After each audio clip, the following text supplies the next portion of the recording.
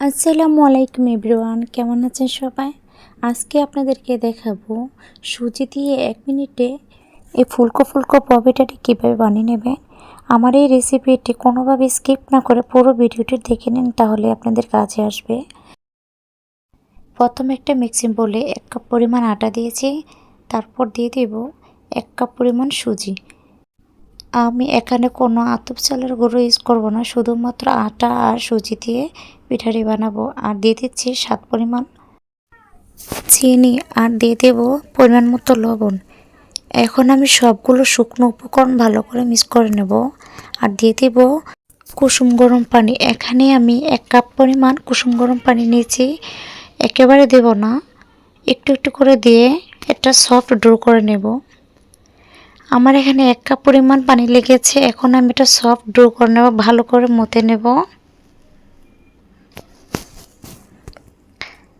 আমার ডোটা মথে নেওয়া হয়ে গেছে। এখন আমি 10 মিনিটের জন্য রেস্ট রেখে দেব।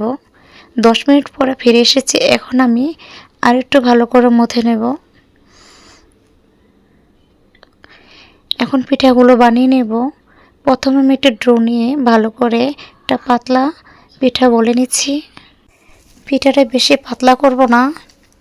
আমার পিঠাটা বলে নেওয়া হয়ে গেছে।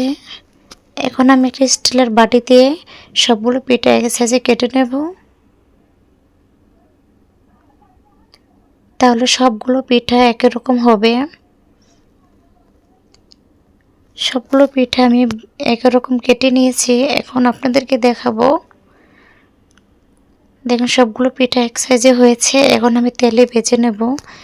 চুলা একটা হাঁড়ি বসিয়ে দিয়েছি, পরিমাণ মতো তেল দিয়ে ভালো করে গরম করে নিয়েছি। এখন আমি পিঠাগুলো ভেজে দেখাবো আপনাদেরকে। প্রথমে আমি 2টা পিঠা দিয়ে দিয়েছি, তারপর একটা চামচ দিয়ে পিঠাগুলোর উপরে তেল ছিটিয়ে দিলে পিঠাগুলো ফুলে আসবে। দেখেন মাশাআল্লাহ কতটা সুন্দর ফুটবলের মতো হয়েছে। আপনারা সহজেই এই পিঠাগুলো বানিয়ে নিতে পারেন বিকেলে নাস্তা হিসাবে। আর যারা পোয়া পিঠা বানাতে পারেন না, খুব সহজেই পিঠাগুলো বানিয়ে নিতে পারেন। আমার পিঠাগুলো ভেজে নিয়েছি। এখন আপনাদেরকে আরও 2টা পিঠা ভেজে দেখাবো।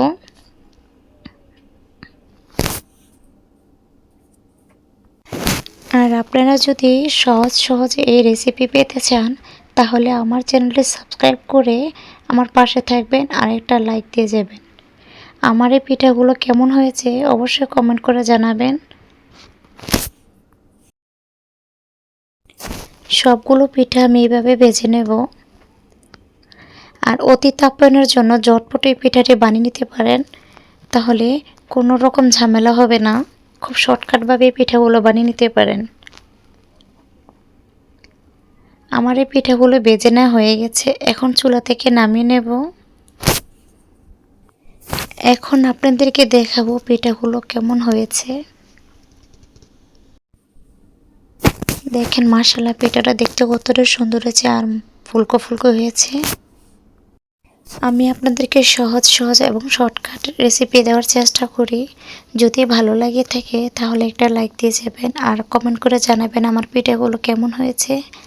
এখন আপনাদেরকে একটা পিঠা ভেঙে দেখাচ্ছি, ভিতরটা কেমন হয়েছে। দেখেন মাশাআল্লাহ কতটা সুন্দর হয়েছে পিঠাগুলো।